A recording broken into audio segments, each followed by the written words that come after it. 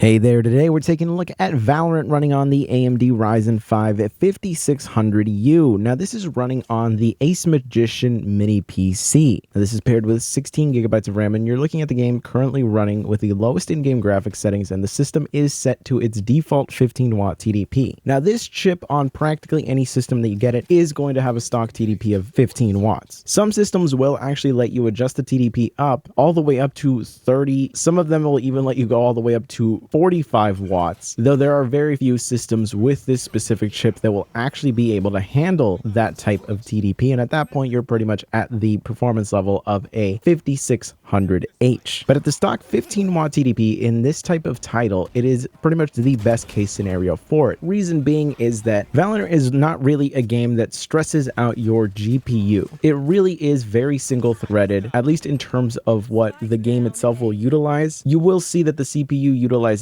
is more than what you would expect from a single core. Reason being is that the anti-cheat also needs to run in the background, and that can be also pretty CPU intensive. But a 6-core 12-thread Zen 3 based CPU like this is going to handle it perfectly fine. And you can see that the CPU still is the limiting factor here, because our CPU is not staying at its maximum boost clock, but our GPU also isn't really clocking up that high. So really we are CPU bottlenecked here. There is still headroom here. If we had a faster CPU, we could actually get better performance out of this. That said, though, you're going to be able to take advantage of a high refresh rate display perfectly fine with this, with an FPS average that is in the 125 range, and our 1% lows are more than above 60, and if you pay attention to those frame times, there are no fluctuations, no major stutters or anything like that. It is a great experience like this. Now, if you look at the temperatures themselves, that really is just going to depend on the system that you're using. The specific ACEMAGICIAN mini PC that I have here is really just designed for the chip to run at 15 watts. That is what it was designed for, and even at 15 watts, the temperature can get pretty high up there. More than adequate in terms of its actual range. The CPU itself won't thermal throttle until it reaches 105 degrees, so we're more than fine here. We're really just mostly power limited, but in general, we still get absolutely fantastic results here. Now, I can raise the TDP of this specific system. I can bring it up to 25 watts, though it is pushing it on this ACEMAGICIAN. I would not recommend going any further than that, but let's take a look at what 25 watts does in this game.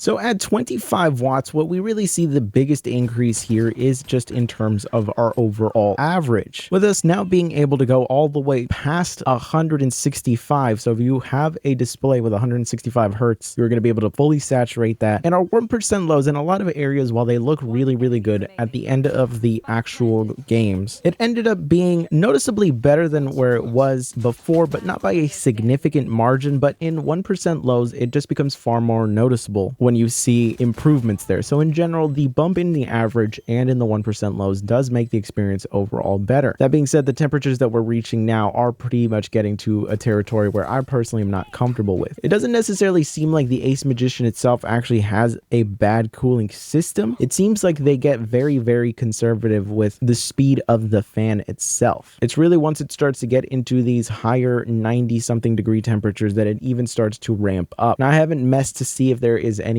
adjustable fan curve on it or anything, mostly because I personally have just been using the system at stock. And if you watched my video of this ACEMAGICIAN mini PC, then you'll know that for a vast majority of games, raising the TDP really doesn't give you a major uplift in terms of performance. Reason being is that the CPU doesn't really need that much power, and the iGPU actually is able to clock up to its maximum speed a lot more frequently at just the lower TDP. That being said, this game does see gains with it. So if you're on a specific system that has this chip that will let you go up to 25 watts or even 30 watts without getting temperatures into a dangerous range, I would recommend doing it, just because in the moments where you need that extra CPU clock speed, or if you're going to be loading up the CPU a lot while also loading up the GPU, you want to have as much performance headroom as possible when it comes to the power, because power really ends up being the limited factor a lot of times here. In general, though, you're going to be able to get fantastic levels of performance in a title like Valorant with this specific chip, and it really seems like they pair really really well with each other. And really the biggest benefit is if you're on a system that can only go up to 15 watts, you're still going to be able to actually get some decent levels of performance out of this. It's just that raising the TDP will let you just squeeze out a little bit more to really round out an already great experience into a practically perfect one. Because at this point, it was fully saturating the 144 hertz display that I had paired with it, and that's practically all you could really hope for. So I hope you found this video useful. If you did, be sure to subscribe, and of course check out the Amazon affiliate links down below. And if you're interested in picking up some cheap games, check out the Aniba link down below as well, as all of that helps to support the channel directly. But anyways, I will catch you in the next one.